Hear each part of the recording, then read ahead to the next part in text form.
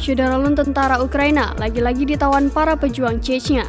Ia duduk menekukkan kaki di hadapan para prajurit yang berhasil menangkapnya. Dalam video yang bersumber dari Kadyrov diunggah di Telegram pada Jumat 1 April 2022, tampak para prajurit Chechnya mengelilinginya. Tentara itu bernama Alexander. Disebutkan pada keterangan unggahan tersebut, tentara paling beruntung karena dibiarkan hidup. Sehingga ia memberitahu banyak informasi tentang pergerakan angkatan bersenjata Ukraina dan mau memfasilitasi pekerjaan para pejuang Rusia. Disebutkan pula bahwa ia sangat senang dengan penahanan itu, sehingga dia dengan senang hati meneriakkan moto kemenangan untuk prajurit Chechnya. Untuk diketahui, sampai saat ini di wilayah Donbas dan Ukraina masih dalam operasi khusus untuk menghabisi neo-Nazi dan sekutu Ukraina.